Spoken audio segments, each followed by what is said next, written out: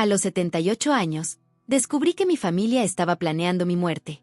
No estoy hablando en sentido figurado. Estoy hablando de una conversación real, grabada en mi celular, donde mis propios hijos discutieron fríamente cuánto tiempo me quedaría de vida y cómo acelerar el proceso para asegurar la herencia antes de que se la gaste en tonterías.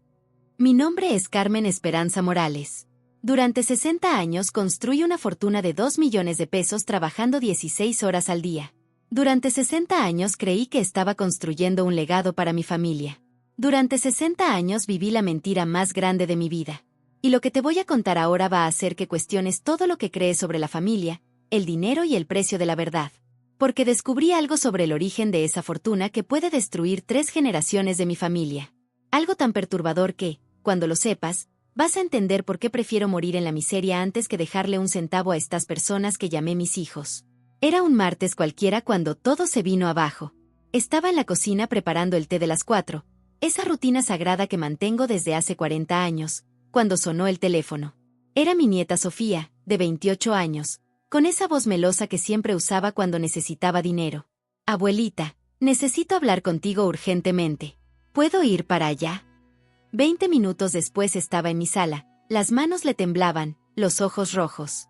Me senté en mi sillón favorito, ese de piel café que compré cuando conseguí mi primera casa propia, y esperé. Abuela, mi matrimonio se está acabando, comenzó, y sentí que se me apretaba el corazón. Carlos descubrió que tengo deudas que él no sabía. Son 50,000 pesos en la tarjeta de crédito. 50,000 pesos. Repetí, tratando de no mostrar el susto. ¿En qué gastaste tanto dinero, mija? Bajó la mirada. En puras tonterías, abuela. Ropa, restaurantes, viajes. Pensé que podía pagarlo después. Y ahora quieres que te preste el dinero, concluí. Por favor, abuela. Tú eres la única que me puede salvar. Te prometo que te pago, te juro por mi vida. Miré a esa niña que cargué en brazos cuando nació, a la que le enseñé a hacer dulces, que lloró en mi hombro cuando le rompieron el corazón por primera vez. Y por primera vez en 78 años de vida, por primera vez en 60 años ayudando a mi familia, dije que no. No, Sofía. Las 2 palabras salieron de mi boca como si tuvieran vida propia. Me miró como si hubiera hablado en chino. ¿Cómo que no, abuela? No te voy a prestar el dinero. Tienes que resolver esto tú solita. Lo que pasó después todavía me da escalofríos. La cara de mi nieta se transformó. La dulzura se desvaneció como si nunca hubiera existido. Los ojos se volvieron fríos, calculadores. Te estás volviendo vieja y egoísta, abuela. Toda la vida nos has ayudado. ¿Por qué ahora no? Justamente por eso respondí. Toda la vida los he ayudado. ¿Y qué he recibido a cambio? Se levantó de golpe. ¿Sabes qué dicen mis papás de ti? Que te estás volviendo senil, que necesitas que te internen antes de que te gastes toda la herencia en pendejadas. ¿Y sabes qué más? Yo estoy de acuerdo con ellos. La puerta se azotó tan fuerte que los cuadros de la pared temblaron. Me quedé ahí, sola, con el eco de esas palabras martillándome en la cabeza. Esa noche, algo me hizo revolver mis cajones viejos. Tal vez fue intuición, tal vez fue la desesperación de entender cómo llegué a este punto. En el fondo del ropero, encontré una caja que no abría desde hace décadas. Adentro, una carta amarillenta que lo cambiaría todo. Una carta que me hizo descubrir que el dinero que tanto codicia mi familia tiene un origen tan oscuro que, cuando sepan la verdad, van a entender por qué Dios me está dando la oportunidad de hacer justicia antes de morirme. Mijita, tú no sabes de dónde viene ese dinero que tanto quieres, y cuando lo descubras, vas a entender por qué prefiero morirme pobre. Porque a veces, mi hijo, descubrimos que nuestra mayor bendición fue en realidad nuestra mayor maldición, y que la única manera de romper una maldición es teniendo el valor de enfrentar la verdad, aunque esa verdad destruya todo lo que construimos. Ahora dime, si descubrieras que todo lo que tienes en la vida vino de una tragedia, ¿tendrías el valor de renunciar a todo? El dinero tiene olor. Esa fue la primera cosa que aprendí a los 18 años, cuando sostuve por primera vez un billete de 100 pesos en mis manos temblorosas. Olía a papel nuevo, a tinta fresca, a posibilidades infinitas. En ese momento, parada bajo una lluvia torrencial en una carretera desierta, no sabía que estaba oliendo mi propia condenación. Pero te voy a contar cómo empezó todo, porque para entender por qué mi familia no merece ni un centavo de mi fortuna, necesitas saber cómo nació esa fortuna. Y sobre todo, necesitas saber el precio que pagué por cada peso que logré juntar durante 60 años de obsesión. Déjame llevarte al año 1965. Acababa de cumplir 18 años y regresaba a casa después de trabajar 14 horas en una casa de gente rica en la Ciudad de México. Me dolían los pies dentro de los zapatos rotos, me rugía el estómago porque solo había comido un bolillo con mantequilla en todo el día, y me ardía la mano derecha por una quemadura que me había hecho planchando. Era 23 de marzo, una fecha que se me quedó grabada en el alma porque fue el día que mi vida cambió para siempre. Estaba esperando el camión en el periférico cuando vi el accidente. Un coche negro, elegante, derrapó en la pista mojada y se volcó 3 veces antes de estrellarse contra un árbol. El ruido fue ensordecedor, metal retorciéndose, vidrio haciéndose pedazos, gritos que duraron apenas unos segundos antes del silencio mortal. Corrí hasta ahí junto con otras personas. Dentro del coche había una familia completa, un hombre como de 50 años, una mujer más joven, 2 muchachos. Todos muertos. Todos con ropa cara, relojes brillantes, zapatos de piel legítima. ¿Alguien llamó a la ambulancia? Grité, pero ya sabía que era demasiado tarde. Fue cuando vi la maleta. Había salido volando de la cajuela durante el volcamiento y estaba ahí, abierta en medio de la carretera, con todo su contenido regado por el pavimento mojado. Ropa, documentos y dinero. Mucho dinero. Fajos y fajos de billetes se esparcían por la carretera. Algunos ya se los llevaba el viento y la lluvia. Las otras personas estaban concentradas en el accidente, tratando de ayudar, gritando por auxilio. Nadie se había fijado en la maleta. Menos yo. Sin pensarlo, empecé a juntar el dinero. Primero un fajo, después otro, después otro. Mis manos se movían solas, como si tuvieran vida propia. En menos de 3 minutos, había juntado lo que parecía ser toda una fortuna. «Señorita, aléjese de ahí», gritó un hombre. «Ya viene la ambulancia». Me guardé el último fajo en mi chamarra empapada y me alejé. Cuando llegó la policía, yo ya andaba lejos, caminando bajo la lluvia con el corazón latiéndome tan fuerte que pensé que se me iba a salir del pecho. Al llegar a casa, un cuartito diminuto que compartía con otras 2 muchachas, cerré la puerta con llave y conté el dinero temblando. 240,000 pesos. En esa época, era más dinero del que vería en toda mi vida trabajando como sirvienta.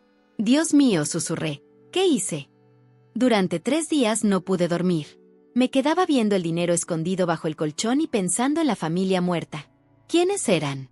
¿Tenían hijos esperándolos en casa? ¿Papás que nunca más verían regresar a sus hijos? Pero también pensaba en mi propia vida. En el hambre constante, en las humillaciones diarias, en los patrones que me trataban como si fuera menos que una persona.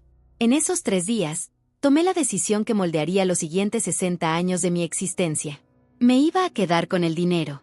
No porque fuera mala persona, sino porque finalmente tenía una oportunidad de salir de esa vida de miseria.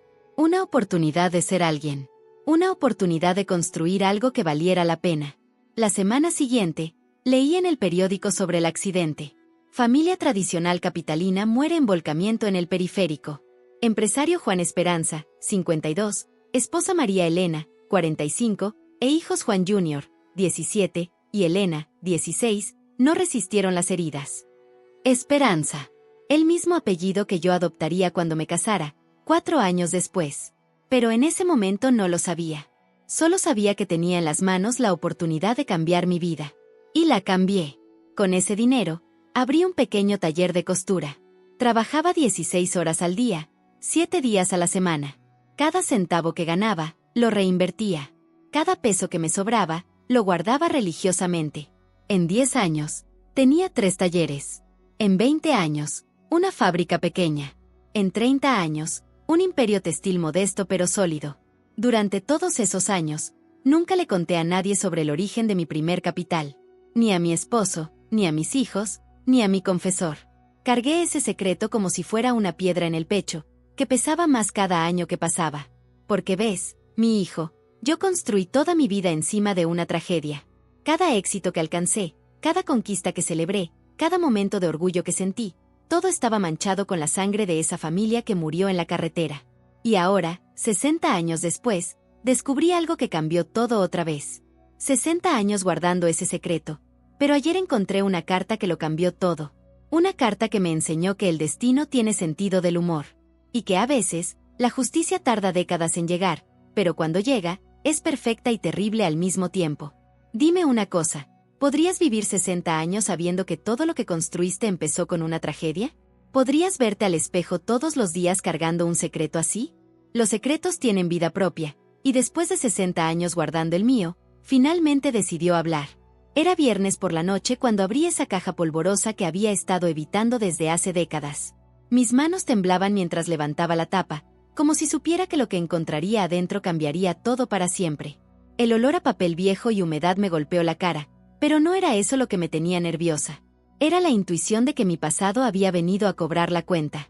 Adentro de la caja, entre fotografías amarillentas y recibos viejos, había una carta que no recordaba haber guardado. El sobre estaba dirigido a Carmen Esperanza Morales con una letra elegante que no reconocí. El matasellos mostraba una fecha que me heló la sangre, 23 de marzo de 1985. Exactamente 20 años después del accidente. ¿Cómo era posible que esa carta hubiera llegado a mis manos y yo no la recordara? Con el corazón latiéndome como tambor, abrí el sobre. La carta estaba escrita en papel membretado de un bufete de abogados en Polanco. Comencé a leer con las manos temblorosas.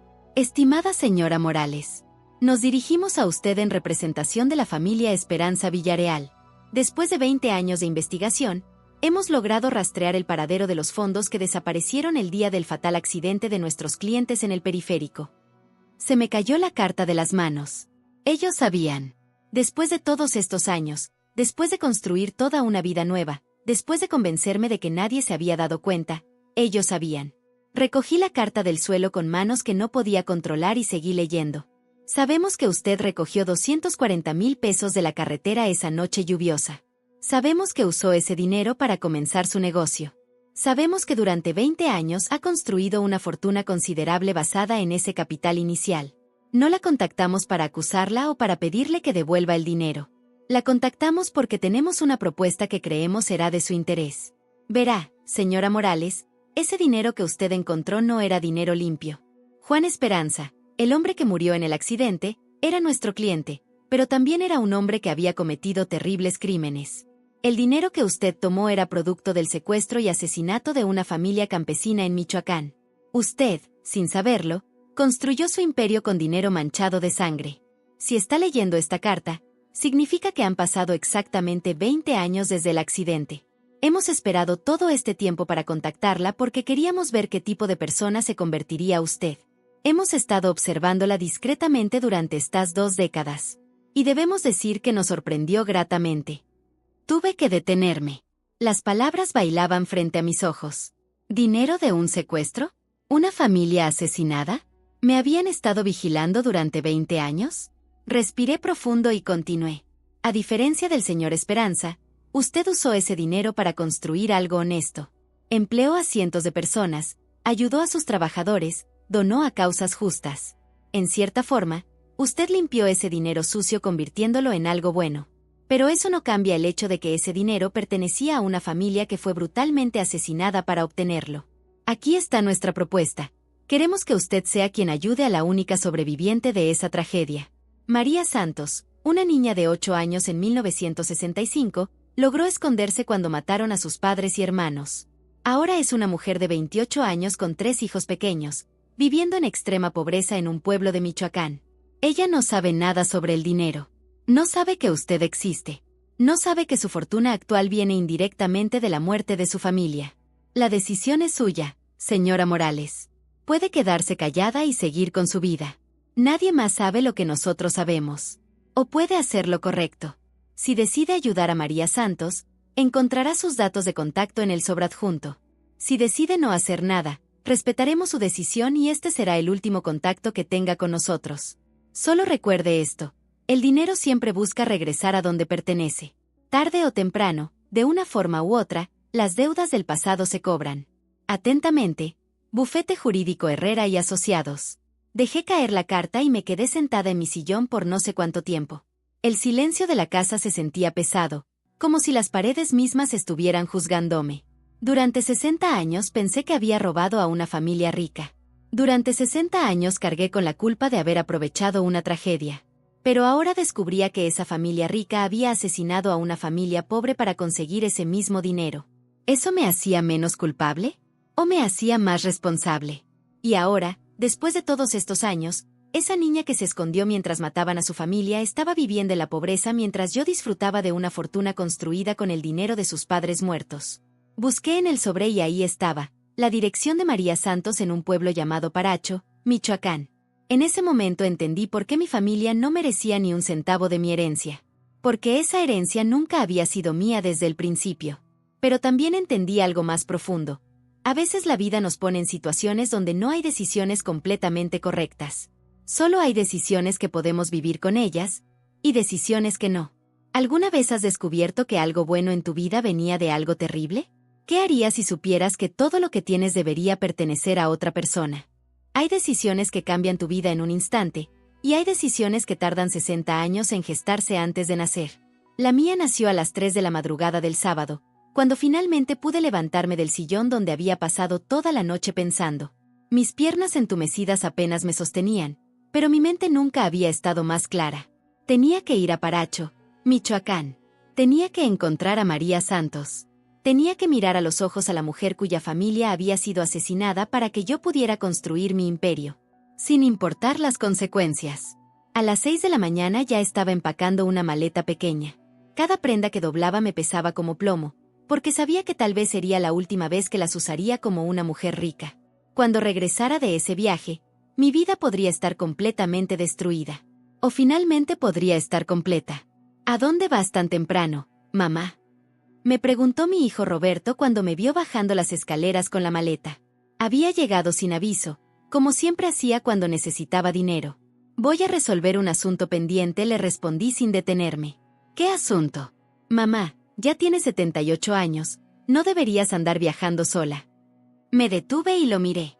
Ahí estaba mi hijo de 50 años, con su traje caro que yo le había pagado, con su coche lujoso que yo le había regalado, con esa expresión de preocupación falsa que solo aparecía cuando temía que yo gastara su herencia. Roberto, ¿alguna vez te has preguntado de dónde salió todo esto? Le pregunté, señalando la casa, los muebles, todo lo que nos rodeaba. ¿Qué quieres decir? Quiero decir que toda esta riqueza que tanto cuidan tú y tu hermana tuvo un origen. ¿No te da curiosidad saber cuál fue? Se encogió de hombros. Trabajaste mucho, mamá. Te sacrificaste. Por eso tienes lo que tienes. ¿Y si te dijera que eso no es toda la verdad? Sus ojos se agudizaron. Ahí estaba. El momento en que mi hijo mostró su verdadera naturaleza. No preguntó si estaba bien, no se preocupó porque parecía tan alterada. Su primera reacción fue proteger el dinero.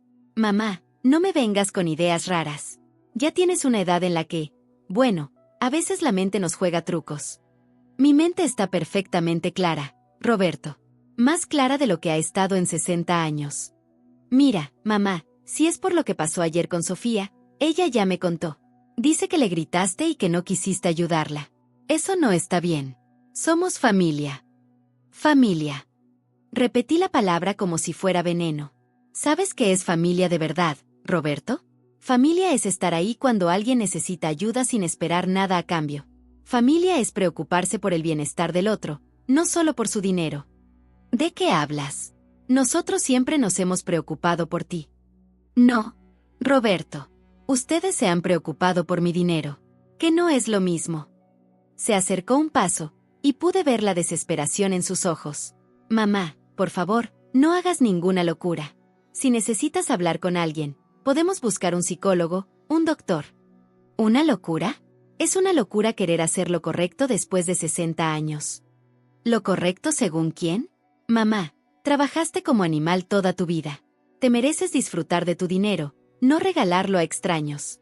¿Y si esos extraños tuvieran más derecho a ese dinero que nosotros? El silencio que siguió fue tan pesado que podía sentirlo presionando mis hombros. Roberto me miró como si me hubiera salido otra cabeza. ¿Qué quieres decir con eso? Quiero decir que tal vez sea hora de que sepas la verdad sobre tu herencia. ¿Qué verdad? Saqué la carta de mi bolsa y se la extendí. Lee esto. Sus ojos recorrieron las líneas rápidamente. Vi cómo su cara cambiaba, cómo palidecía, cómo se le abrían los ojos de par en par. Esto no puede ser cierto. Es completamente cierto. Pero mamá, esto fue hace 60 años. Tú no sabías. No fue tu culpa. ¿No fue mi culpa? Roberto, yo vi a esa familia muerta en el carro. Vi su sangre. Y aún así me llevé el dinero. Pero ellos ya estaban muertos. Tú no los mataste. Solo aprovechaste una oportunidad. Una oportunidad construida sobre los cadáveres de una familia inocente. Mamá, por favor, razona. Eso fue hace 60 años. Esa tal María Santos ya ni se debe acordar de lo que pasó. Era una niña. Y además, tú no le debes nada. Tú no mataste a su familia. No, Roberto. Yo no los maté. Pero me beneficié de su muerte. Y ahora tengo la oportunidad de hacer algo bueno con eso. ¿Algo bueno? ¿Regalar toda la herencia a una desconocida es algo bueno? Sí, Roberto. Creo que sí. Se sentó pesadamente en el sillón. No puedo creer que estés considerando esto en serio. No solo lo estoy considerando. Ya tomé la decisión. Mamá, por favor. Piensa en nosotros. Piensa en tus nietos.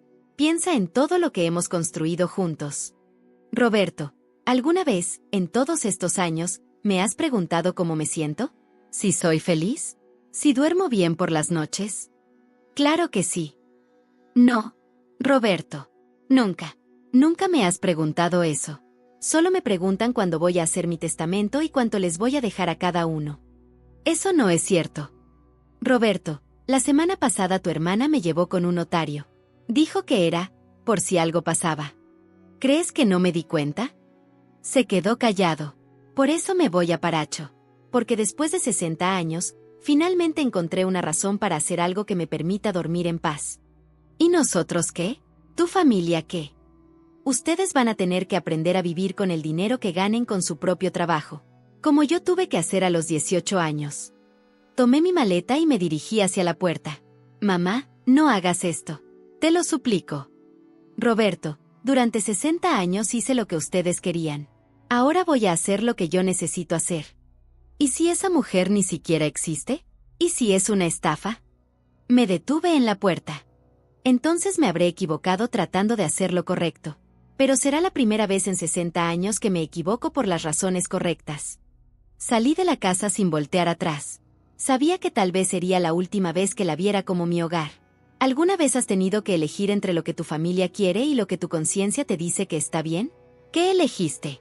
Algunas caras están escritas en el dolor, y cuando las ves, sabes inmediatamente que han cargado tragedias que nosotros ni podemos imaginar. La cara de María Santos era una de esas. Después de 6 horas de viaje en autobús hasta Paracho, después de preguntar en el pueblo por la dirección, después de caminar por calles de tierra hasta una casa diminuta de adobe, ahí estaba ella. Sentada en el patio de su casa, remendando ropa bajo la sombra de un árbol de aguacate. Cuando me vio acercarme, levantó la vista con esa desconfianza natural de alguien que ha aprendido que los extraños raramente traen buenas noticias. ¿Busca a alguien, señora?, me preguntó, sin dejar de coser. Busco a María Santos, respondí, con la boca tan seca que apenas podía hablar. Soy yo. ¿En qué le puedo servir? Me quedé parada ahí, viendo esa cara marcada por 60 años de trabajos duros, esas manos callosas que no habían conocido un solo día de descanso, esos ojos que habían visto demasiado dolor para una sola vida. Y por primera vez en 60 años, entendí completamente la magnitud de lo que había hecho. ¿Se siente bien, señora? Se ve muy pálida. ¿Puedo sentarme un momento? Claro, pásele. Me señaló una silla de plástico junto a ella. Mientras me sentaba, vi su casa por primera vez. 2 cuartos pequeños, paredes agrietadas, piso de cemento. En el patio, 3 niños jugaban con pelotas hechas de trapos. Sus nietos, supuse. ¿De dónde viene usted?, me preguntó, sin dejar de trabajar. De la Ciudad de México. Está muy lejos. ¿Qué la trae por acá? ¿Cómo le explicas a alguien que viajaste 6 horas para decirle que tu fortuna fue construida sobre la sangre de su familia? ¿Por dónde empiezas una conversación así? María, ¿usted recuerda el año 1965? Sus manos se detuvieron. El hilo quedó suspendido en el aire. ¿Por qué me pregunta eso? Porque necesito hablarle sobre algo que pasó ese año. Algo relacionado con su familia. Dejó caer la ropa en su regazo. Sus ojos se endurecieron. Señora, no sé quién es usted, pero si viene a recordarme tragedias viejas, mejor se va. Ya tuve suficiente dolor en mi vida. María, por favor. Necesito que me escuche. Yo estuve ahí. ¿Estuvo dónde? Yo estuve ahí la noche que mataron a su familia. El silencio que siguió fue tan profundo que podía escuchar mi propio corazón latiendo. María me miró como si hubiera hablado en otro idioma. ¿Qué dice? Yo estaba ahí la noche que mataron a sus papás y hermanos. Pero no como usted piensa. Yo no tuve nada que ver con eso. Se levantó de la silla tan rápido que la tiró. Váyase. Váyase ahora mismo. María, por favor, déjeme explicarle. No quiero explicaciones. Salga de mi casa. Los niños dejaron de jugar y nos miraron asustados. Una mujer joven salió corriendo de la casa, su hija, seguramente. ¿Qué pasa, mamá? Esta señora dice que estuvo ahí cuando mataron a mis papás. La hija me miró con una mezcla de curiosidad y desconfianza. ¿Es cierto eso? Sí, pero no como ustedes piensan. Yo no participé en eso. Yo estaba ahí cuando encontraron los cuerpos. ¿Los encontraron? Preguntó María, con voz temblorosa. María, siéntese, por favor. Lo que tengo que contarle va a cambiar su vida. Mi vida ya cambió hace 60 años, señora. No puede cambiar más. Sí puede. Y va a cambiar. La hija puso una mano en el hombro de su mamá. Déjala hablar, mamá. A ver qué tiene que decir. María se volvió a sentar, pero en el borde de la silla, lista para salir corriendo. María, ¿qué le dijeron sobre cómo murió su familia? Me dijeron que unos ladrones entraron a la casa, que mataron a todos por dinero. ¿Y usted cómo se salvó? Me escondí debajo de la cama de mis papás. Ahí estuve toda la noche, escuchando todo. Se me hizo un nudo en la garganta. Esta mujer había sido una niña de 8 años, escondida bajo una cama, escuchando cómo asesinaban a toda su familia. María, lo que yo vine a decirle es que su familia no murió en vano. ¿Cómo puede decir eso? Su familia murió porque descubrió algo terrible sobre un hombre muy malo. Un hombre que había estado robando y lastimando a otras familias durante años. ¿Qué hombre? Un hombre llamado Juan Esperanza. María se quedó callada por un momento largo. Ese nombre yo lo he escuchado antes. Juan Esperanza era quien ordenó la muerte de su familia. Pero él también murió. María. Murió en un accidente de carro una semana después. ¿Y eso qué tiene que ver conmigo? ¿Por qué viene a decirme todo esto ahora? Respiré profundo. Era el momento de la verdad. Porque cuando Juan Esperanza murió en ese accidente, llevaba dinero en su carro. Dinero que le había robado a su familia y a muchas otras familias. Ese dinero quedó tirado en la carretera. Y yo lo recogí. Otra vez ese silencio mortal. Durante 60 años, María, yo construí una fortuna con el dinero que le robaron a su familia. Sin saberlo al principio, pero lo hice. Y ahora vengo a devolvérselo. María me miró como si me hubieran salido cuernos. ¿Me está diciendo que usted es rica por culpa de la muerte de mi familia? Sí. Y viene aquí a decírmelo después de 60 años.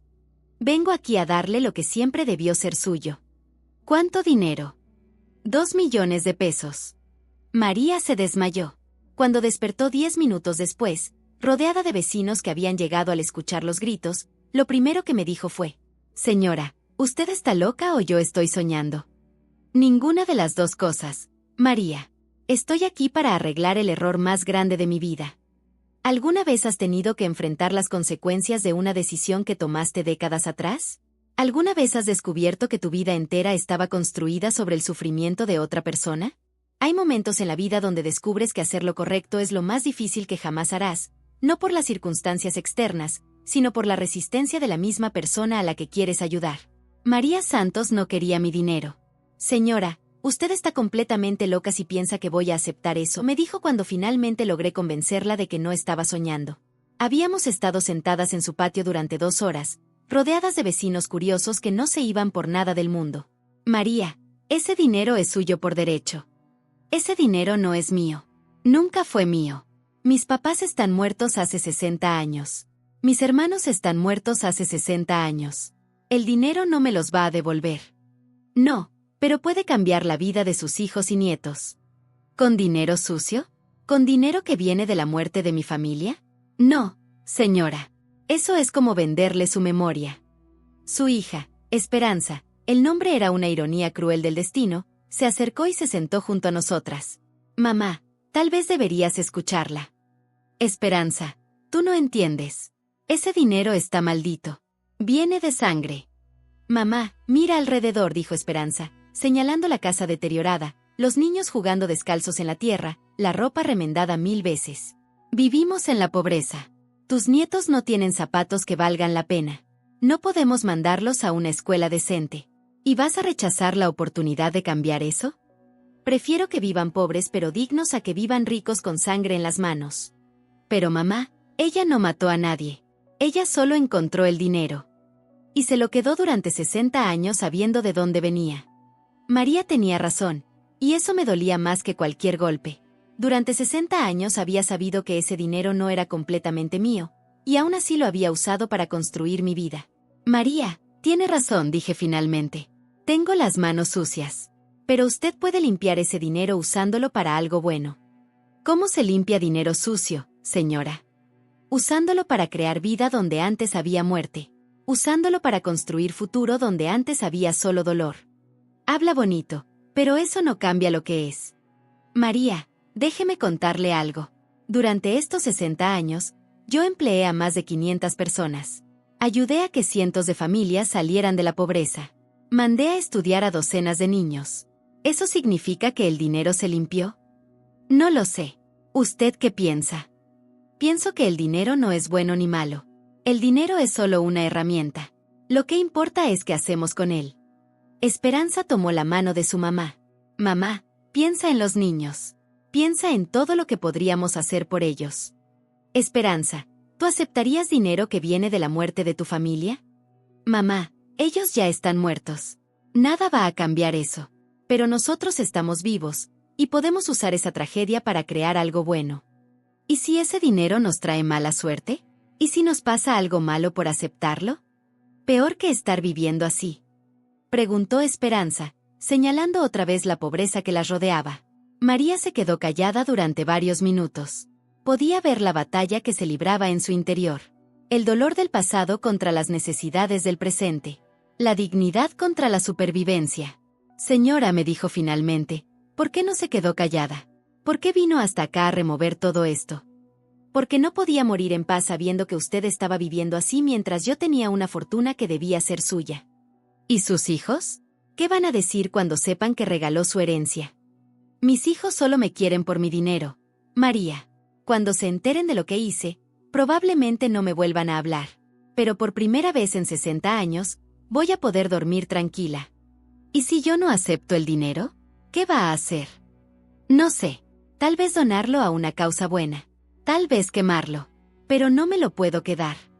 María se levantó y caminó hasta el árbol de aguacate. Se quedó ahí parada, dándome la espalda, durante el tiempo más largo de mi vida.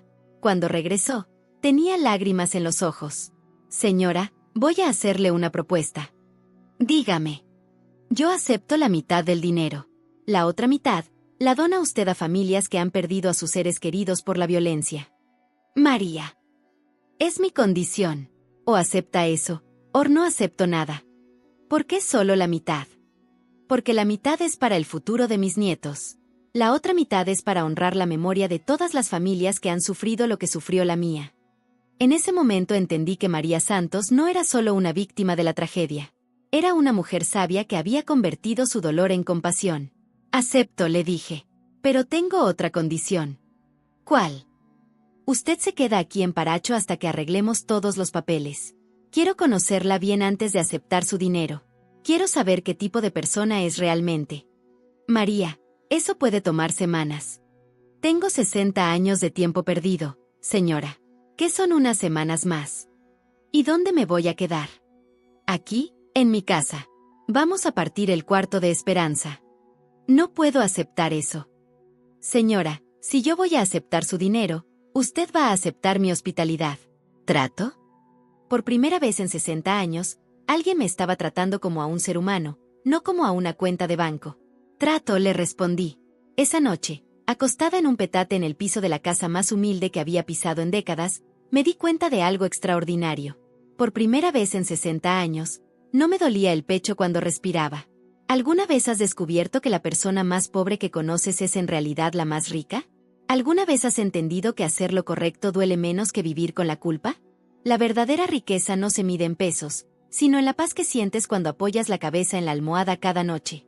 Eso lo aprendí durante mi tercera semana viviendo en la casa de María Santos, despertándome cada mañana en ese petate sobre el piso de cemento, sintiéndome más descansada que en todos los años que había dormido en mi cama de seda italiana. ¿Ya despertó, doña Carmen?, me preguntó María desde la cocina, donde ya estaba preparando el desayuno a las 5 de la mañana. Durante estas 3 semanas, había intentado 1000 veces que me dijera solo Carmen, pero ella insistía en el «doña», con una cortesía que me partía el alma. «Ya mero. María, ¿en qué le ayudo?» «Nada, doña. Siéntese nomás».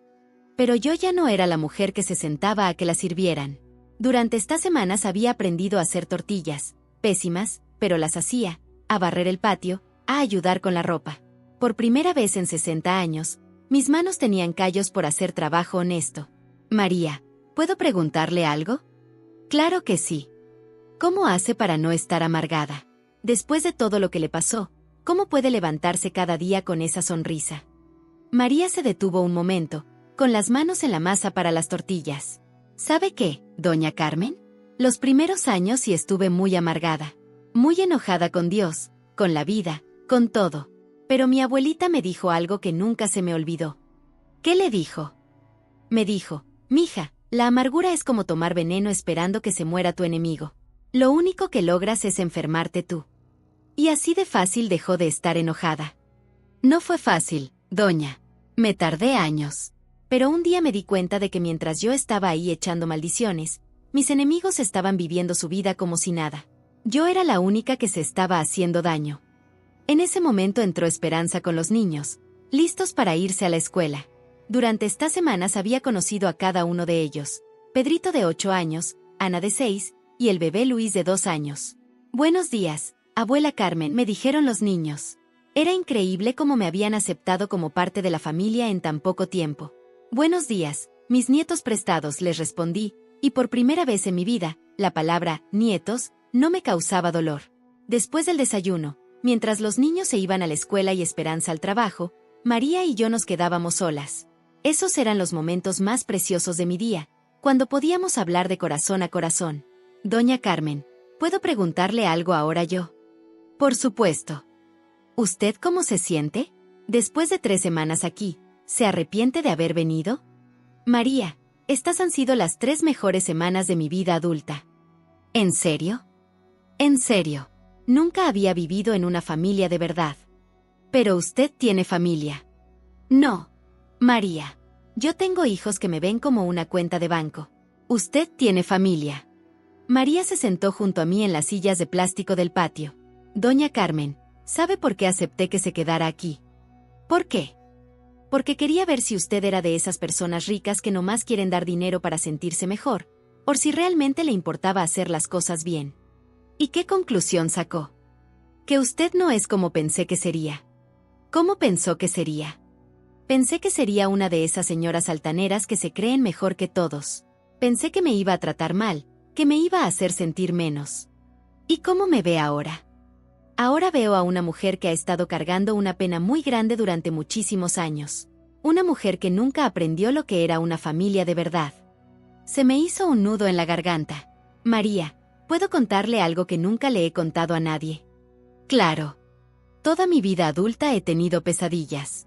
Todas las noches, durante 60 años, soñaba con esa familia muerta en el carro. Pero desde que estoy aquí, no he tenido ni una sola pesadilla». «¿En serio?» «En serio. Es como si finalmente hubiera encontrado paz». María me tomó la mano. Sus manos callosas se sentían más suaves que toda la seda que había tocado en mi vida. «Doña Carmen, ¿sabe qué pienso?» «¿Qué piensa?» «Pienso que usted vino aquí pensando que me iba a ayudar a mí, pero en realidad vino a ayudarse a usted misma. Tal vez tenga razón. Y pienso que tal vez mi familia murió para que usted pudiera aprender lo que está aprendiendo ahora». «¿Qué quiere decir?»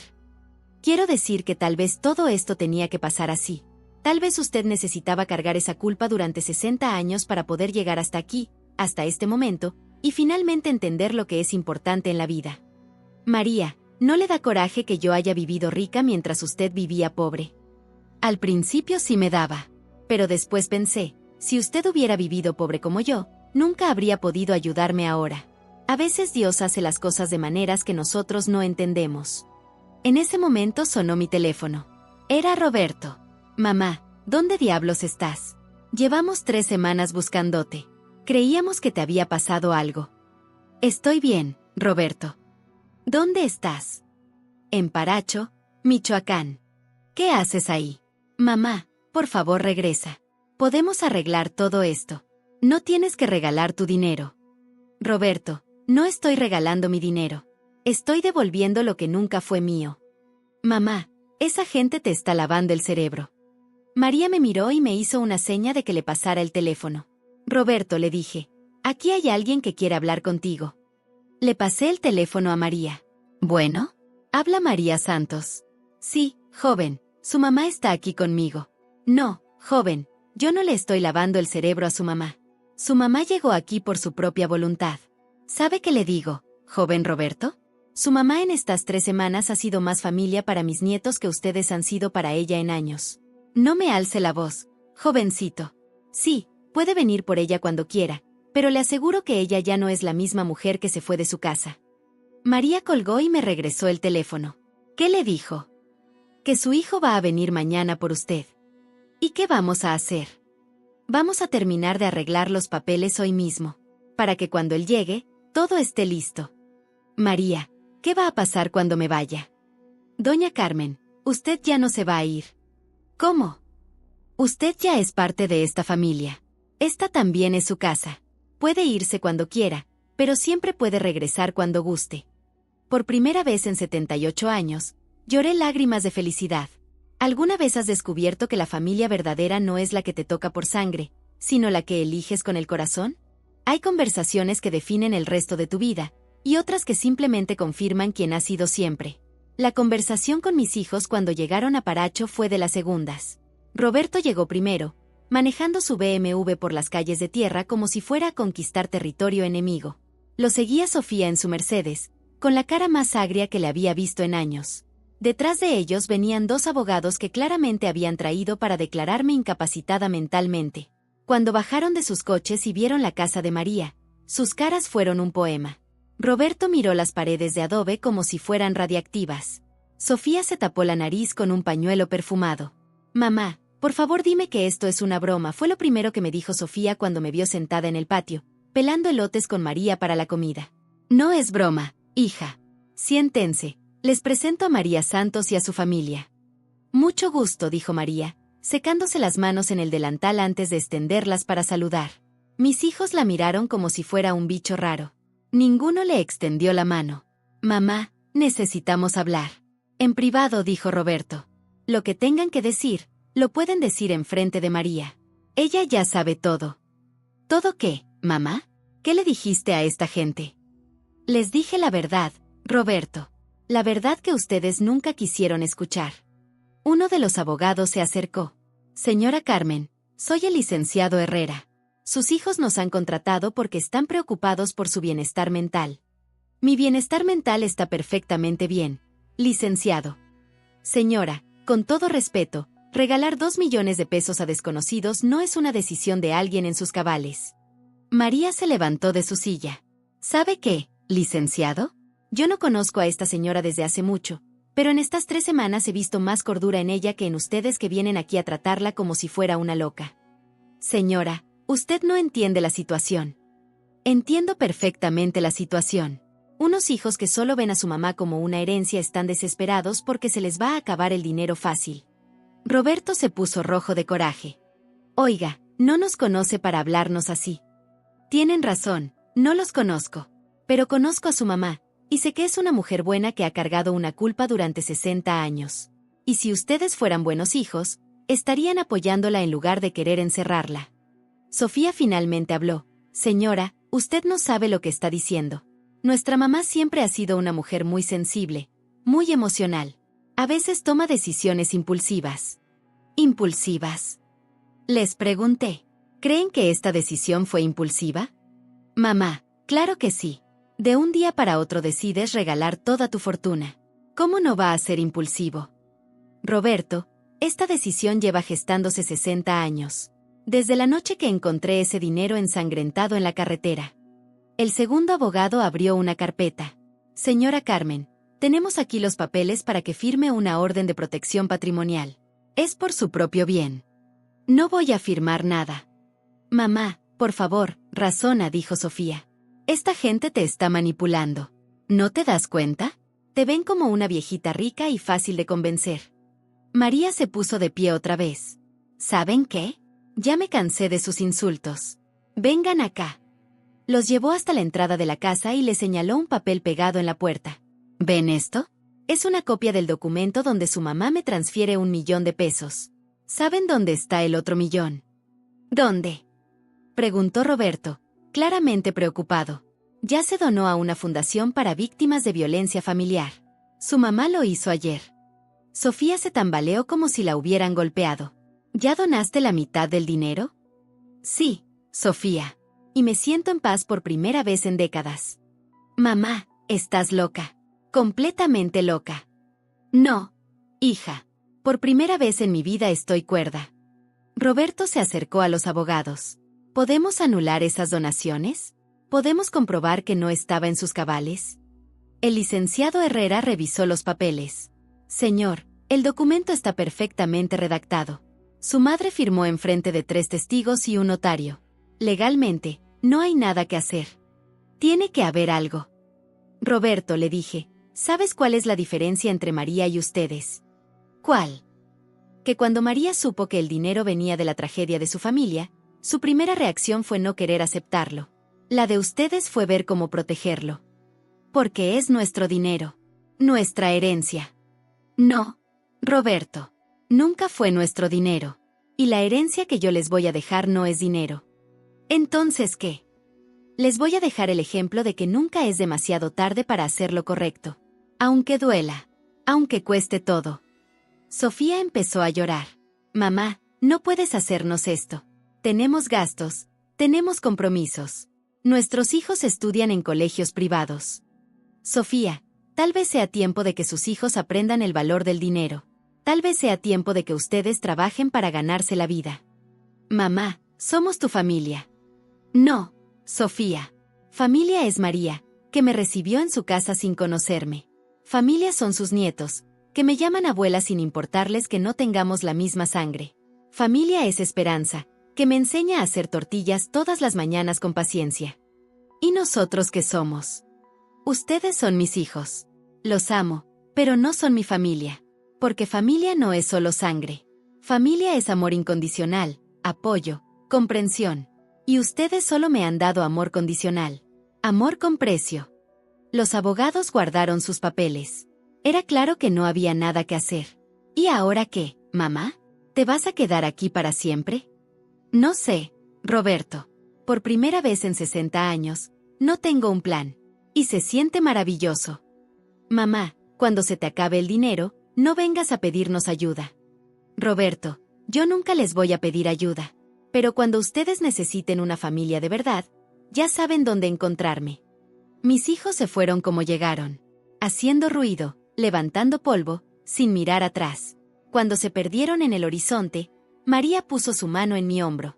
¿Se arrepiente, doña Carmen? De muchas cosas, María. Pero de esto no. ¿Sabe qué pienso? ¿Qué piensa? Que por fin se liberó de una cárcel en la que había estado 60 años. Tiene razón.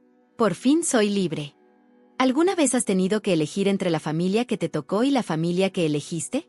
¿Alguna vez has descubierto que la libertad verdadera cuesta todo lo que creías valioso? Cuando entregas todo lo que creías que te definía, descubres quién eres realmente cuando no tienes nada más que tu alma desnuda. 3 días después de que mis hijos se fueron, me desperté en el petate de María sintiendo algo que no había experimentado en décadas. No sabía qué iba a hacer con mi vida. Por primera vez en 78 años, no tenía planes.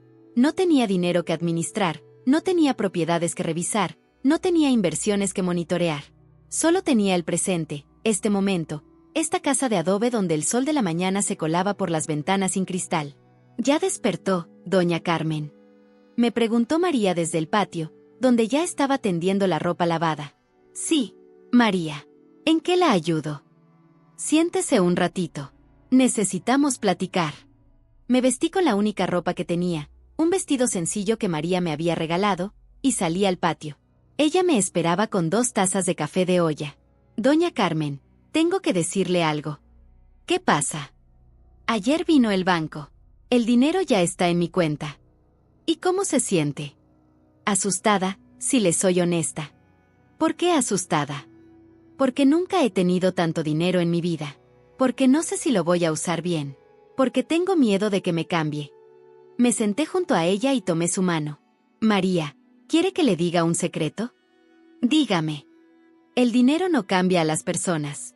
Solamente revela quiénes son en realidad. ¿Y usted cree que yo soy buena persona?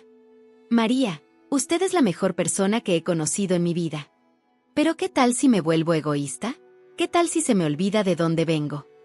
¿Se acuerda cuando me contó sobre su abuelita? Sí. ¿Se acuerda que le dijo sobre la amargura? Que era como tomar veneno esperando que se muriera el enemigo. Exactamente. Bueno, pues el miedo al dinero es igual. Es como rechazar las bendiciones esperando que eso te haga más buena persona. Lo único que logras es desperdiciar oportunidades de hacer el bien. María se quedó pensativa un momento. Doña Carmen, ¿puedo contarle algo? Claro. Anoche no pude dormir. Me la pasé pensando en mis papás, en mis hermanos. Me pregunté qué pensarían ellos de todo esto. ¿Y qué conclusión sacó? Creo que se sentirían orgullosos. Creo que les gustaría saber que su muerte finalmente sirvió para algo bueno. Por supuesto que se sentirían orgullosos, María. Pero también pensé en otra cosa. ¿En qué? Pensé en usted, en lo que va a hacer ahora. Ahí estaba la pregunta que había estado evitando durante 3 días. No sé, María. Honestamente, no sé. Se quiere regresar a su casa en la ciudad. No tengo casa en la ciudad. La vendí antes de venir para acá. Todo lo vendí. ¿Todo? Todo. La casa, los coches, las joyas, las acciones. Todo. Solo me quedé con lo que necesitaba para vivir un tiempo. María me miró con sorpresa. ¿Por qué hizo eso? Porque quería empezar limpio. Sin nada que me conectara con el pasado. ¿Y ahora qué? Ahora soy una mujer de 78 años sin dinero, sin casa, sin familia. Y por primera vez en décadas, me siento libre. Doña Carmen, ¿puedo hacerle una propuesta? Dígame. ¿Por qué no se queda aquí? Para siempre, digo. María, no puedo ser una carga para su familia. ¿Carga? Doña Carmen, usted no es una carga. Usted es una bendición. ¿Cómo puede decir eso? Los niños la adoran. Esperanza dice que nunca había visto a alguien tan inteligente y tan humilde al mismo tiempo. Y yo siento que finalmente tengo la mamá que perdí cuando tenía 8 años. Se me hizo un nudo en la garganta. María. Doña Carmen, usted me dio dinero, sí, pero eso no es lo más importante que me dio. ¿Entonces qué? Me dio paz. Me dio la oportunidad de cerrar una herida que llevaba 60 años abierta. Me dio una familia más grande. Me dio una abuela para mis nietos. Pero yo no tengo nada que aportar. ¿Está loca? Usted tiene 78 años de experiencia. Usted sabe leer y escribir mejor que cualquiera en este pueblo. Usted puede ayudar a los niños con la tarea. Usted puede enseñarnos cosas que jamás aprenderíamos solos. María, ¿está segura? Porque una vez que me quede, no me voy a ir nunca. De eso se trata, doña Carmen. De que se quede para siempre. En ese momento llegaron corriendo los niños de la escuela. Abuela Carmen. Abuela Carmen. Gritó Pedrito. La maestra dice que usted puede venir mañana a la escuela a contarnos historias. ¿Historias de qué, mijo? De todo. De cómo era la vida antes. De los lugares que ha conocido. De todo. Ana se colgó de mi brazo. Abuela Carmen, ¿es cierto que usted vivía en una casa muy grande en la ciudad? Sí, Ana. Pero ¿sabes qué? ¿Qué? Esa casa era muy grande, pero muy vacía. Esta casa es chiquita, pero está llena de amor. Y por eso se quiere quedar aquí. Sí, mi niña. Por eso me quiero quedar aquí. Esperanza llegó del trabajo y se sentó con nosotras. Mamá, ¿ya le dijiste? ¿Decirme qué? Pregunté. María sonrió. Con el dinero, vamos a arreglar la casa. Vamos a hacer un cuarto especial para usted, con baño propio y todo. Y vamos a comprar una televisión. Gritó Pedrito. Y zapatos nuevos para todos. Agregó Ana. Y vamos a mandar a los niños a una escuela mejor. Dijo Esperanza. Pero lo más importante, dijo María, es que vamos a estar juntos. Como una familia de verdad. Me quedé viendo a esta familia que me había adoptado sin conocerme, que me había aceptado con toda mi culpa y mi pasado, que me estaba dando la oportunidad de empezar de nuevo a los 78 años. ¿Saben qué? Les dije. ¿Qué, abuela Carmen? Creo que toda mi vida estuve buscando una familia. Y por fin la encontré. Esa noche, acostada en mi petate por última vez, mirando las vigas de madera del techo, entendí algo que me había tardado 78 años en aprender. La verdadera riqueza no está en lo que tienes, sino en lo que das. Y la verdadera familia no es la que te toca por sangre, sino la que eliges con el corazón. Por primera vez en 60 años, no tuve pesadillas. Por primera vez en 78 años, soñé con el futuro en lugar de huir del pasado. ¿Alguna vez has descubierto que perderlo todo es la única manera de encontrar lo que realmente importa? ¿Alguna vez has entendido que el hogar no es un lugar, sino las personas que te aman sin condiciones? Los finales más hermosos son los que nos enseñan que cada final es en realidad un nuevo comienzo. 6 meses después de mudarme definitivamente a la casa de María, recibí una llamada que no esperaba. Era Sofía, y por primera vez en años, su voz sonaba quebrada. «Mamá, ¿puedo ir a verte? Necesito hablar contigo». «Claro que sí, hija. Esta es tu casa». Cuando Sofía llegó 2 días después, casi no la reconocí. Había perdido peso, tenía ojeras, y su ropa, siempre impecable, se veía arrugada. Pero lo que más me impactó fue la humildad en sus ojos. «Mamá, me corrieron del trabajo». «¿Qué pasó?» «Estaba robando dinero de la empresa. Pequeñas cantidades al principio, después cada vez más. Necesitaba mantener el nivel de vida, los gastos de los niños». Se quebró a llorar. Por primera vez desde que era niña, mi hija lloraba en mis brazos sin pretender ser fuerte. «Roberto también está mal», continuó entre sollozos. «Perdió todo en el casino. La casa, el negocio, todo. Su esposa lo dejó y se llevó a los niños. ¿Y ahora qué van a hacer?» «No sé, mamá. Por primera vez en mi vida, no sé qué hacer. No tengo dinero, no tengo trabajo. Mis hijos me preguntan por qué ya no pueden ir al colegio privado». María se acercó y, sin decir palabra, le trajo un vaso de agua fresca a Sofía. Mi hija la miró sorprendida. «Gracias». «De nada, mija. Aquí está su casa». «¿Mija?» Sofía me miró confundida. «Así les dice María a todos los que quiere», le expliqué. Durante los siguientes días, Sofía se quedó con nosotros. Al principio se veía incómoda, fuera de lugar, pero gradualmente empezó a adaptarse. Ayudaba con los quehaceres, jugaba con Pedrito y Ana, y por las noches nos sentábamos todas en el patio a platicar. «Mamá», me dijo una noche cuando estábamos solas, «¿cómo lo hiciste?» «¿Cómo hice qué?» «¿Cómo lograste empezar de nuevo a los 78 años? ¿Cómo encontraste paz después de 60 años de culpa?» «Sofía, ¿sabes cuál fue el momento exacto en que todo cambió para mí?» «¿Cuál?» «Cuando dejé de tratar de controlar todo y simplemente dejé que la vida me llevara donde tenía que estar». «Pero eso da mucho miedo». «Claro que da miedo. Pero ¿sabes qué da más miedo? Llegar al final de tu vida y darte cuenta de que nunca viviste realmente». Al día siguiente llegó Roberto. Venía en autobús, con una maleta vieja y la misma expresión derrotada que traía Sofía. «Mamá, necesito ayuda». «Lo sé, mijo. Siéntate, platicamos». Esa noche, por primera vez en décadas, mis 2 hijos y yo cenamos juntos. Pero esta vez no estábamos en un restaurante elegante discutiendo sobre dinero. Estábamos sentados en sillas de plástico, comiendo frijoles refritos y tortillas hechas a mano, hablando de corazón. «Mamá», dijo Roberto, «te debo una disculpa». «¿Por qué?» «Por todo. Por tratarte como una cuenta de banco. Por no escucharte cuando trataste de contarnos sobre la culpa que cargabas. Por no valorar lo que realmente importa». «Roberto, todos cometemos errores. Pero yo cometí el error más grande de todos». «¿Cuál?» «Perdí a mi familia por perseguir dinero que nunca fue mío». «No la perdiste, mijo. Estás aquí». «¿Me perdonas, mamá?» «Ya los perdoné hace mucho tiempo. La pregunta es, ¿Se pueden perdonar a ustedes mismos? Una semana después, María nos reunió a todos en la sala. Familia, dijo, y me dio mucha ternura que incluyera a mis hijos en esa palabra. Necesitamos tomar una decisión. ¿Qué decisión?, preguntó Sofía. Con el dinero que nos dio doña Carmen, podemos hacer muchas cosas. Podemos invertirlo, guardarlo, gastarlo. Pero yo tengo una propuesta. ¿Cuál? Quiero que abramos un centro comunitario aquí en Paracho. Un lugar donde las familias que han perdido todo puedan venir a reconstruir sus vidas. Donde los jóvenes puedan aprender oficios. Donde los niños puedan recibir ayuda con la tarea. Roberto se enderezó en su silla. Yo sé de negocios. Puedo ayudar con la administración. Y yo sé de contabilidad, agregó Sofía. Puedo llevar las cuentas sin cobrar.